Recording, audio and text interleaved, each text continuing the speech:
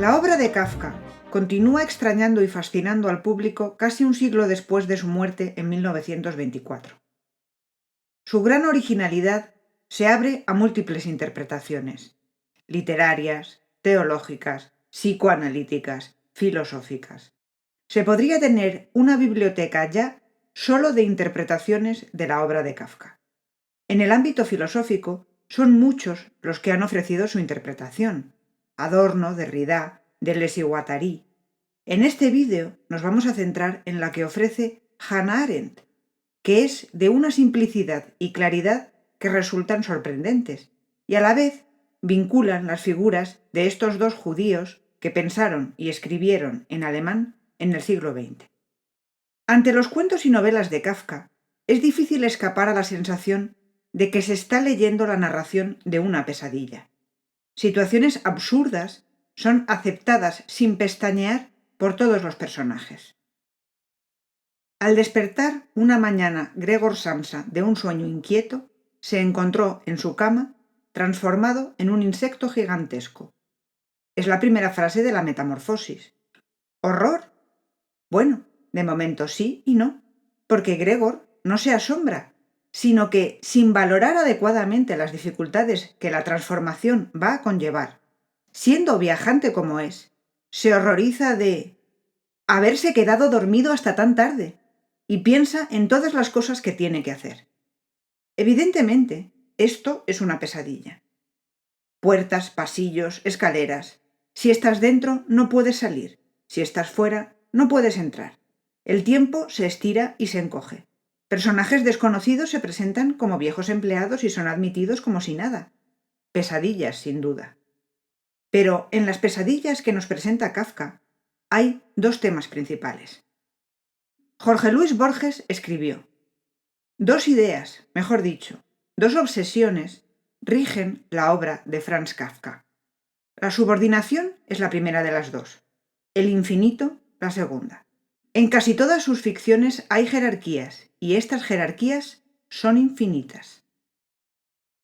Nada de lo que se quiere conseguir se consigue, a causa en gran medida de la jerarquía y de su infinitud, porque así se produce siempre una postergación y una imposibilidad de llegar del punto A al punto B.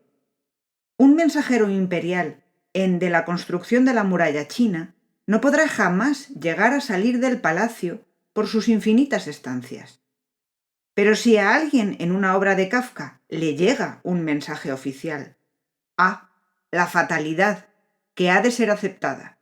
Todo viene dado por la necesidad de la jerarquía. Pero, ¿por qué fatalidad? ¿Qué necesidad? En el proceso, Joseph K. no logrará jamás saber de qué se le acusa, ni podrá defenderse. Acaba ejecutado irremediablemente. En el castillo, el pobre agrimensor, ya solo K., nunca podrá entrar en el castillo al que ha sido llamado. Su destino irremediable es no ser reconocido por nadie, agotarse hasta la muerte sin conseguir ocupar su lugar. Y a partir de esto se conecta Kafka con el pensamiento de Hannah Arendt. Las citas y referencias a Kafka son una constante en la obra de Arendt. Pero además le dedicó el ensayo Franz Kafka, una revaluación, en 1944, en la ocasión del 20º aniversario de su muerte. ¿Qué ve Arendt en Kafka? A un hombre perfectamente conocedor de la maquinaria burocrática de un inmenso Estado, el Imperio Austrohúngaro, y que sabe el retroceso que eso implica para el ser humano. Una persona que ve la estructura debajo del sistema y en sus historias nos está mostrando los planos de construcción de ese sistema, para quien los quiera ver, como quien planea una casa para que examinemos qué casa se nos quedaría construyendo con esos planos. El lector de las historias de Kafka, muy probablemente, pasará por una fase en la que estará inclinado a pensar que el mundo de pesadilla de Kafka es una predicción de un mundo por venir, trivial, aunque quizá psicológicamente interesante. Pero este mundo, de hecho, ha sucedido. La generación de los años 40, y especialmente aquellos que tenemos la dudosa ventaja de haber vivido en el más terrible régimen que la historia ha producido hasta ahora, sabemos que el terror de Kafka representa adecuadamente la verdadera naturaleza de esa cosa llamada burocracia, la sustitución del gobierno por la administración y de las leyes por decretos arbitrarios. Nosotros sabemos que la construcción de Kafka no era una mera pesadilla.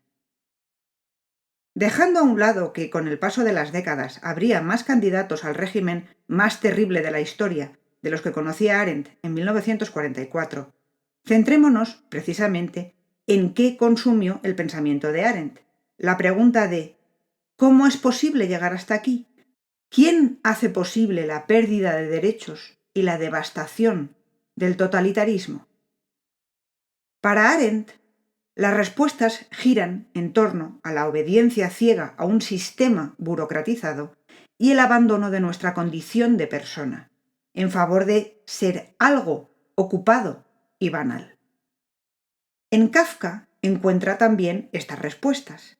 En el perfecto conocedor de la burocracia del Imperio austrohúngaro, que está describiendo cómo en un sistema totalmente administrativo lo que importa es si se tienen los papeles que se tienen que tener, Arendt ve ya escritas sus propias desdichas como refugiada. Reconoce la situación de eterno paria sin posibilidad de acceder a derechos de quienes buscan asilo, refugio, los sin papeles, y ve la descripción del retroceso de derechos humanos y de realidad misma de ser humano que ella trató de explicar toda su vida. Franz Kafka nos proporciona análisis de estructuras que en su vida estaban bajo la superficie, pero adquirieron total protagonismo durante la vida de Hannah Arendt. En el proceso, Arendt encuentra la descripción de cómo funciona esa sustitución de gobierno por administración, de ley por arbitrariedad. Joseph K. no sabrá nunca de qué se le acusa, pero todos los demás personajes le intentan convencer de que hay toda una organización de infinita jerarquía detrás de su proceso y que solo puede adaptarse a la situación, no rebelarse.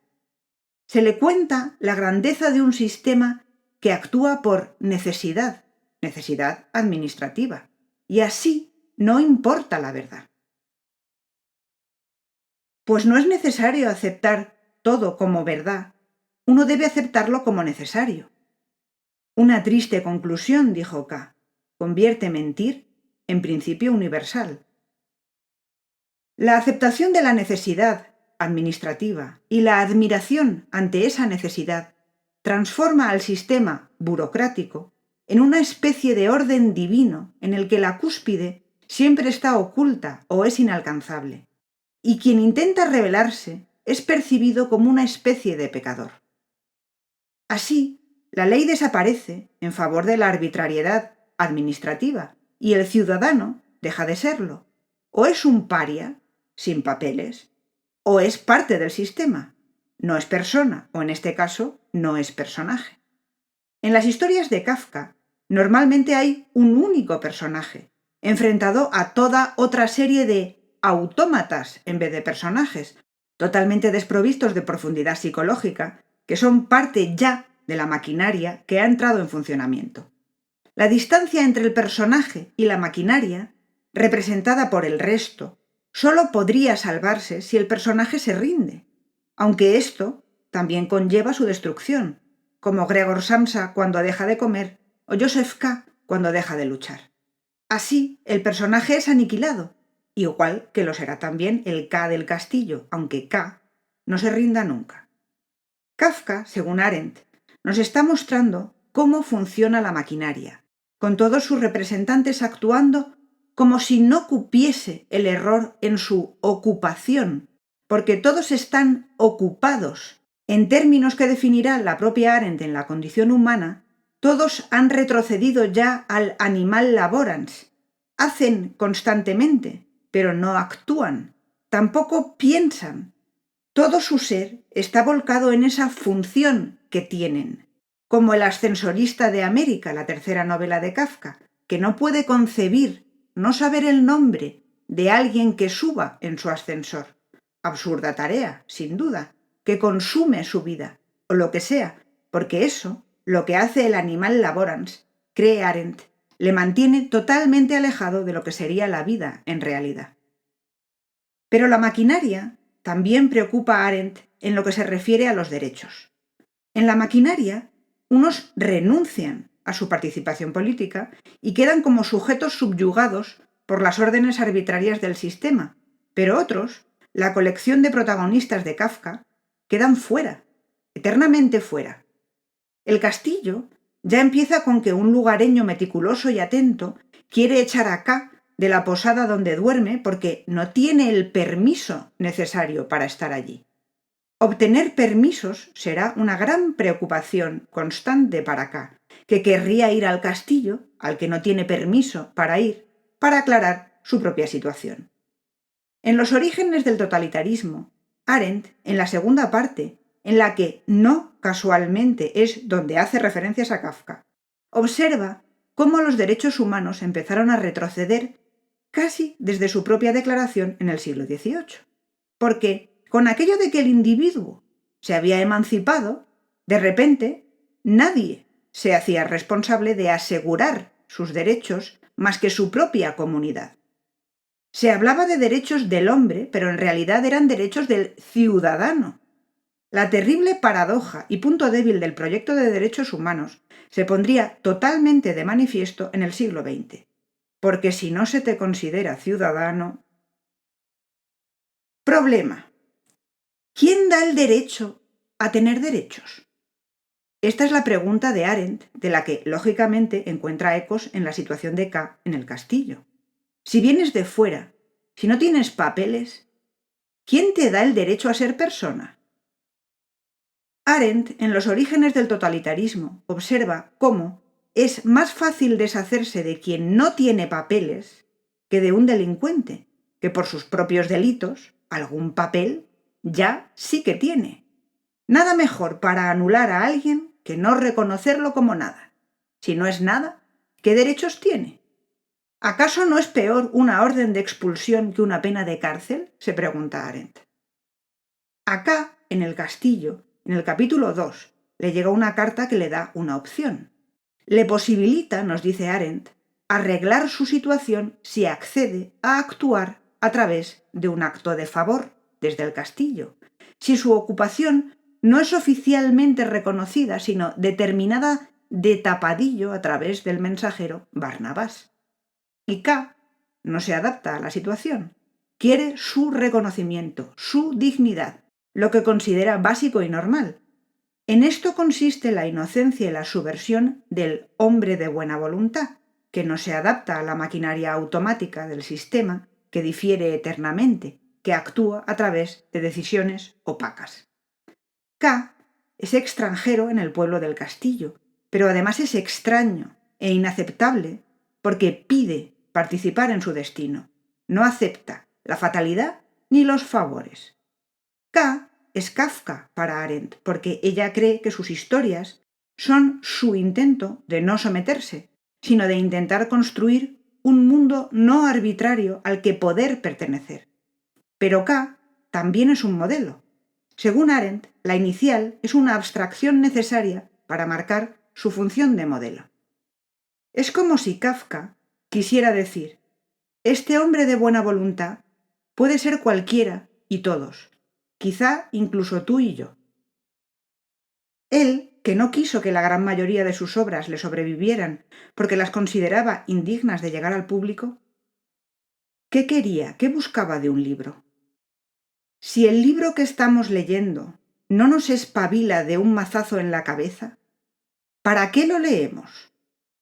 Necesitamos que los libros nos afecten igual que una catástrofe, que nos duelan en lo más hondo, como la muerte de alguien a quien queremos más que a nuestra propia vida, como ser desterrados a un bosque, alejados de todos, como un suicidio. Un libro debe ser el hacha para el mar helado de nuestro interior.